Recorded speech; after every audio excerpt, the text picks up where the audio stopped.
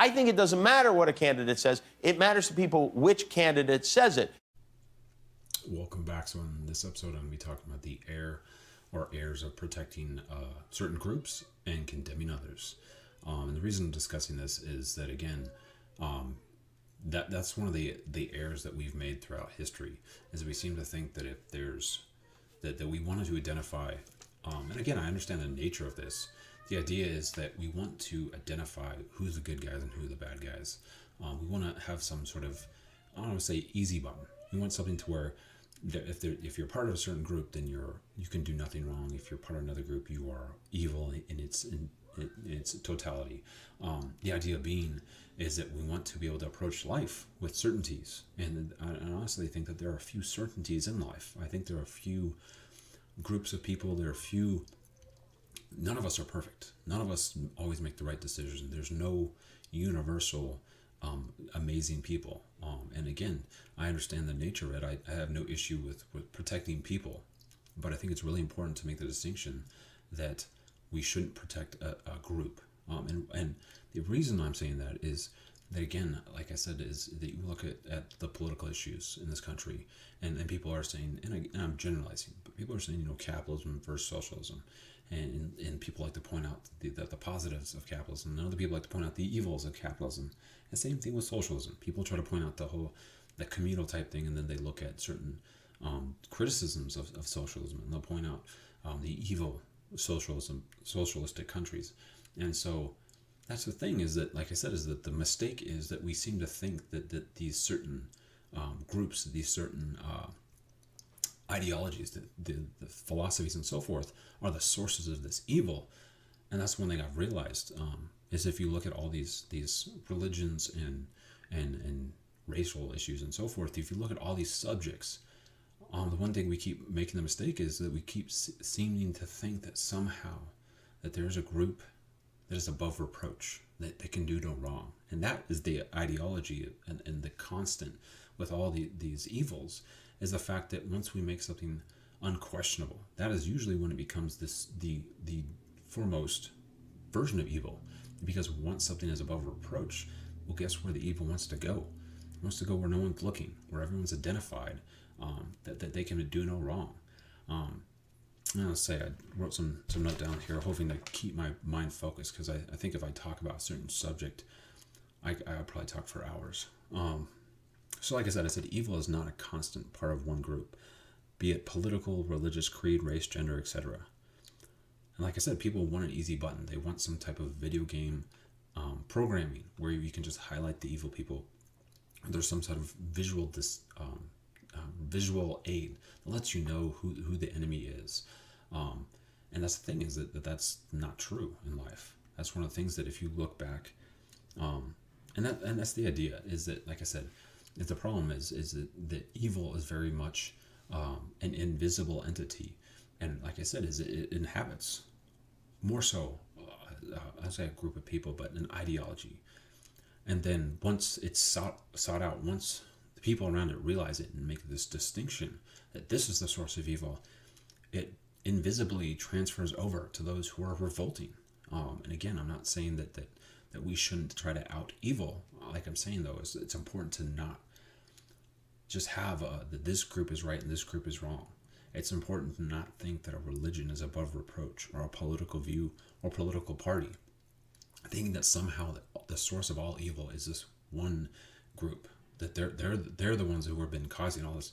Because again, that mentality is what blinds people to the evil within their own demographic, within their own groups, is that they seem to think that the opposition of a conversation, that be simply because somebody is supporting or not supporting a certain politician or certain policies, that simple support is a source of evil. And evil is like I said, it's amongst all of us. I think that there's evil present in every religion, every political group, everywhere. The point is not, like I said, to me, I think what we need to do is just try to identify evil and evil acts, and not simply those who exhibit. Because again, I feel like there's so many times where if you see somebody committing an act of evil, people are like, well, who do they support? What are their political views? What's their religious? And I'm like, that's irrelevant.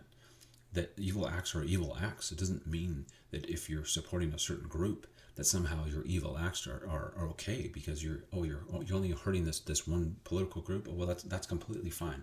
Oh, this other person that they're doing the same evil act, but they're doing it towards my group. They're the devil. And that's really how people approach certain things, is they have this mentality that somehow that evil is only part of one group, and that's a mistake. And again, too, the importance is, again, not protecting a group, protecting people. I have no problem protecting people, but if we, like I said, if we make a group above reproach, I can guarantee you the main source and focus and entity of evil will inevitably become a part of it, because that was the same thing too.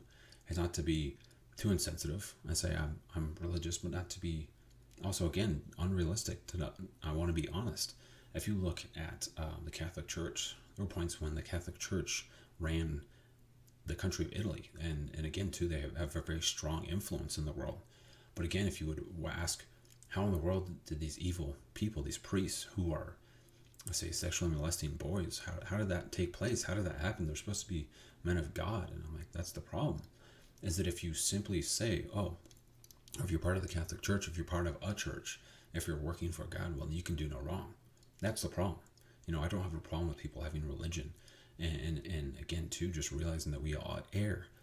But it's when the people who are part of a church or a certain other religion, it's when people who are leading us, when they're described as they can do no wrong, that's when evil will corrupt. Again, I don't think it's capitalism or socialism that causes people to commit evil. It's the fact that again, it's when you create socialism and you say, well, the basis of socialism is that we're all benefiting. It's that we're all going to give in, and we're all going to get, and we're all going to be kumbaya. We're all going to get along, and it's going to be great. Nothing's going to go wrong. Well, then you have somebody in power who has that, where they control the distribution, they control the military and everything, and they become evil. And that's the thing, is that you don't need, with capitalism and socialism, you don't need the person creating it, creating the format or practicing it to be evil. It's just the fact that when it's above reproach, when you can't question the behavior, because again, this that capitalism is the source of all good, or socialism is the source of all good. That's how it becomes corrupt, is when people don't question it. Again, it's just one of those things where it's important to be, like I said, to be aware of it, because again, it's one of those things where I can see that with so many different situations, where again, there's this point where you have people fighting for civil rights, for equality, for whatever it may be, for good causes, for genuine helping each other, for helping humanity. But again, it's just one of those things where when again, and this isn't something, and I hope it's changed, but I'll just talk about it from my own situation. So as several of my videos have discussed, my main pain that I've gone through that led me to this show was my twin brother being killed in combat. And so causes like Wounded Warriors, Wars in Quiet Waters, and many other different noble causes for vets and combat vets specifically. I love and adore. I think it's great, but something that was not great that I discovered, and again, I'm not saying not to support these causes, but I discovered that the CEO of, I think that was his title, anyhow, the CEO or president of Wounded Warriors was making like $400,000 a year. And I'm just thinking, you're supposed to be helping, combat vets. You're supposed to be helping people who have physical debilitations because of the service they've committed to, the sacrifice, and you're making extreme. I mean, the president of the United States makes like $250K a year or something, and you're making almost twice as much as the president of the United States. And you're part of a nonprofit that's supposed to be helping, and so, but that's the thing, is that when you create these, again, too, I'm a man of faith. I self-define as a Christian. But again, too, there's so many times where I'll see people who present themselves as Christians, and I'm not going to judge them. They could be Christians, but I see a lot of these like mega churches where the pastors have multi-million-dollar homes, and I'm like, I understand you need to provide for yourself, and have adequate space in for your family and such. But I really don't see, even if you have a bunch of kids or whatever, I don't see you needing a house that's beyond 3,500 square feet. That's a healthy sized home, and they've got 10,000, 15,000 square foot mansions that they're living in, multi-million-dollar homes. And so I'm just like, again, it's this thing where I think it's really important to, like I said, have this standard that we hold all of us to account. And the idea being is that if you look at interaction, if you look at misbehavior, again, I don't want to alienate anybody, and I'm certainly not going to ignore that there are truths on both sides of this conversation. But even just recently with the, I'm going to mess his name up. It was Kyle Rittenhouse, or that there was a kid who was protecting, that's what he said. He was protecting some stores or whatever from rioting and looting. And that was the thing, was that this guy was being attacked. If you watch the video, again, I understand it's really hard to trust everything these days and what you hear. But watch the video of this kid being attacked multiple times, being chased after. And again, too, put yourself in this situation. One of the people that was attacking him had a gun and later made a comment about how he should have used it on him. This kid ends up, as I see it, and again, as been reported by the New York Times, this kid defended himself. He's being attacked and being called a murderer and such. But it's one of those things where it's like, to me, I think a lot of people are calling him a murderer because of the position he was at, because of the position he felt like with the protests and with the rioting and such. There's a lot of people in this country that think that it's justified. And so for myself, I think it's really important to have the same standard for everyone. If someone's misconducting themselves, they're misconducting themselves. You can't change that distinction based on what side of the aisle they're on, what side of the political spectrum, anything. Because again, that's not a consistent argument. That's not valid. If you change expectations for people based on the color of their skin, based on their political views, yes, you're exhibiting bigotry. I don't think that these people are all bigots who are having these changing of standards, but it certainly isn't correct. That's one thing that I'm sorry that I'm sure that there are times where I'm going to be offending people, but it's important to make these distinctions. Because again, if we don't discuss the issues, then how are we going to solve them? And again, too, it's I hope that I can help people. That's really why I made this channel, was to help people. But like I said, I'm not helping anybody if I'm sugarcoating things, if I'm not being true to myself and true to what I believe is right.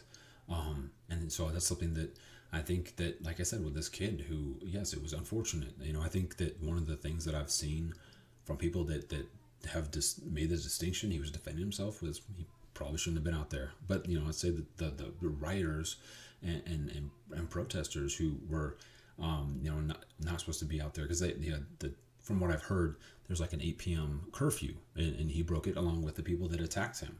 But again, it's just one of those things where I wish people would judge actions consistently. They would look at the situation and think, if that was me and I was being chased, and there's a point where he gets knocked down, because the first incident is he's being chased by this one individual who had verbally attacked him before, and he clearly was trying to not have an issue with this guy, and so he's being chased by somebody who's already made a distinction that he doesn't like him, and so he's being and again too, I believe that the first individual shot was trying to take his weapon from him. And it's like, I'm sorry, but if I have a weapon and somebody who's already made the distinction that they don't like me tries to take it from me and tries to chase me down and take it from me, I'm going to be in general defense of my life, because I don't know what you're going to do and why you would want to take my weapon. So that's the first incident. And then when that happened, people yelled at him and said, that to get him. And so again, there was kind of a mob of people that surrounded this guy, and there was, I want to say, 3 or so people that ended up assaulting this kid, and one of which I think attacked him with a skateboard and hit him over the head with it. And so again, if you're being mobbed by people, one of which of the 3 had a gun, you're gonna justifiably be in fear of your life. And so I wish people, rather than trying to be like, well, what side of the argument was he on, and then you're gonna judge his actions. No. That's the mistake that we keep making. We keep thinking that somehow if you're part of a certain group, you can do no wrong. Your evil actions are justified. And again, that's why this evil actions continue, is that when you don't have the same standard for actions, then it's flawed. It's broken. The system is broken. And so again, that's why I think it's important for people to make this distinction, that we can't defend groups. We can't say that this group of people can do no wrong, because like I said, inevitably evil will corrupt it, because that's what evil does. As it looks for an entity, it looks for a group that is not being questioned, where they, again, like I said, with churches, with again, certain sects of radical Islam and such, there's so many different sources where you can see throughout history, past and present, where when we look at a group of people and we think they can do no wrong, again, too, not to be picking, but again, too, when you look at people, and again, I don't know if they're actually part of it, but again, Antifa, that's a perfect example. I'm sorry. And again, I think so many people in this country would describe themselves as being anti-fascist. Because, if you look at the definition of fascism, it is the suppression of opinions other than your own with force. Who amongst us is going to argue that fascism is okay? The majority of the country does not believe in that. But you look at people who are saying that they're anti-fascist. They have these Antifa shirts, and again, they're. But you see what they're doing to people that oppose them. They're attacking them. They're committing the very crimes in which they're condemning. They're committing fascism in the name of anti-fascism. And I'm like, that's the nature of evil, is it looks for a group that can do no wrong, where they're above reproach, they're above judgment, and that's where it consumes. That's where it gains its power. Is that once you don't self-reflect, once you don't hold your own group, your own demographic, your own cause accountable, it becomes corrupt with evil, because, again, too, that's just the nature of it, is that we really need to have the same standards for everyone. We really need to be, these actions are completely wrong, these actions are right. This is how you behave. It doesn't matter what side of the aisle you're on. If you commit these acts, you are contributing to the division, you're contributing to evil. And if you oppose it, if you fight for good and kindness and love and compassion and unity and coexisting, that is something that we can all agree on.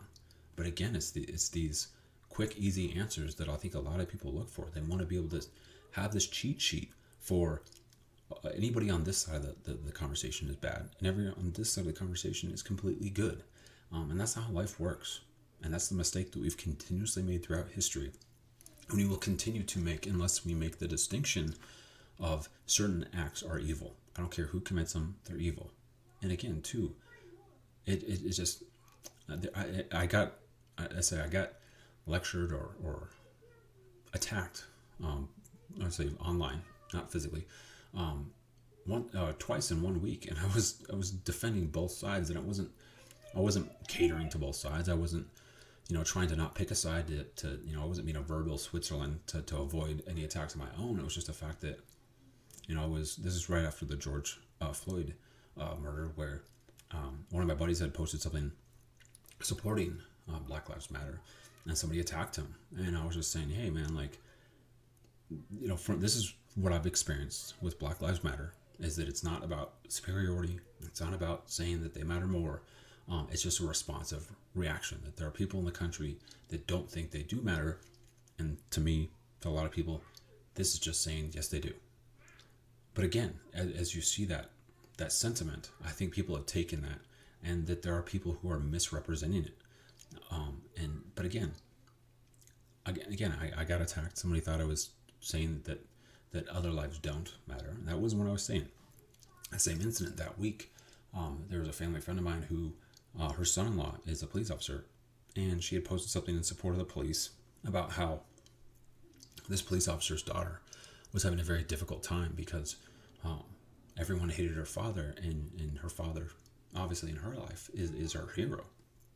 And what he does is, he goes out and risks his life to protect us.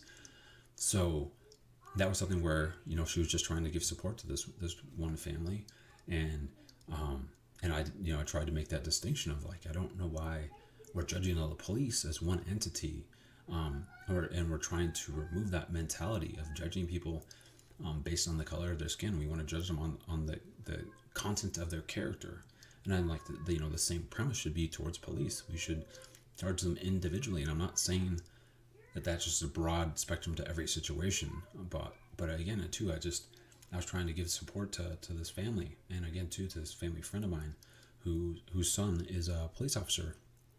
and I got attacked.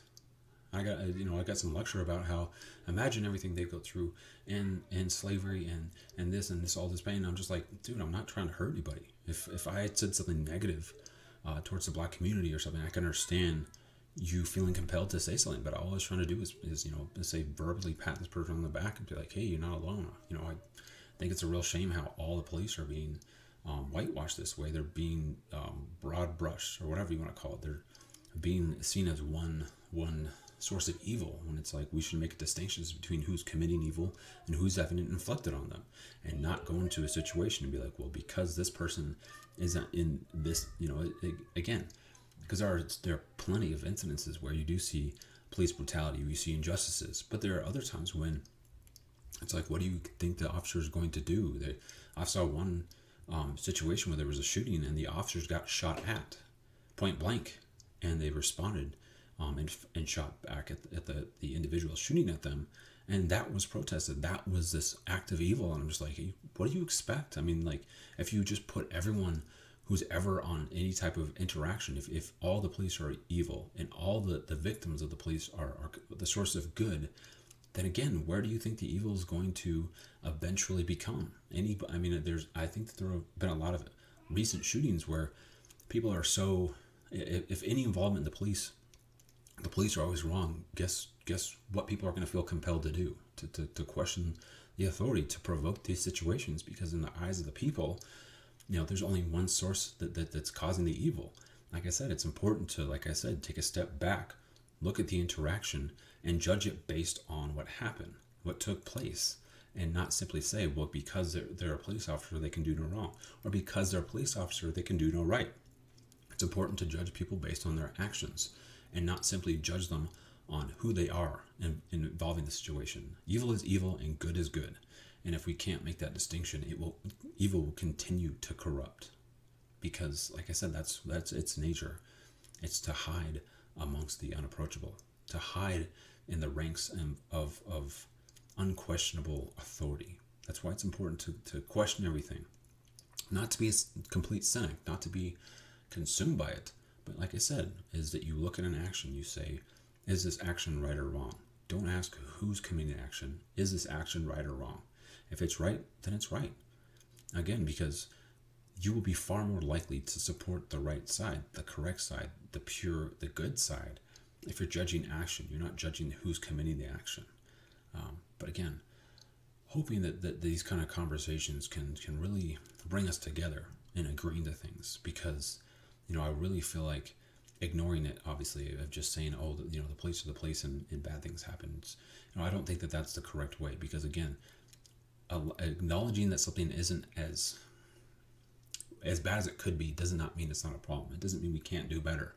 But again, too, involving every interaction with the police, every shooting, as being unjustified, as being evil. It doesn't matter if the person's unarmed on the ground and being choked and they die, or if they get shot a bunch of times, or if they provoke the shooting. Like, if none of these facts matter, then again, you're not supporting good, because good, like I said, is an action. It's not who commits the action. It's the action itself. And so that's what we need to do, is we need to evaluate these situations based on a consistent level of values, and not care about who's committing the action. If someone does something right, I don't care what their color are, their creed, their religion, their gender. If it's right, it's right. If it's wrong, it's wrong. But as always, good luck. Good night. What did you think when Hillary Clinton said, "I see improved relations with Russia from a position of strength only as possible"? I agree with Hillary. Hillary Clinton said, "Immigration is a privilege and we should not let anyone into this country who doesn't support our communities, all of our communities." Well, I'd virtually have to agree with that. Hillary said, "In order to achieve the American dream, let people keep more money in their pockets and increase after-tax wages." Yes, okay. It's in order that's a great idea, so that we can start to move everybody up and start moving people out of the level of poverty. And obviously runs fairly severe contrast to what Donald Trump is proposing. Absolutely. Many of her comments run severe contrast to Donald Trump. What do you think of this quote from Hillary? "There's nothing I love more than women, but they're really a lot different than portrayed. They're far worse than men, far more aggressive, and boy, can they be smart." I agree. I've worked for 38 years in the hospital with women, and that's a very accurate And you think that's obviously a sharp contrast to her opponent? absolutely.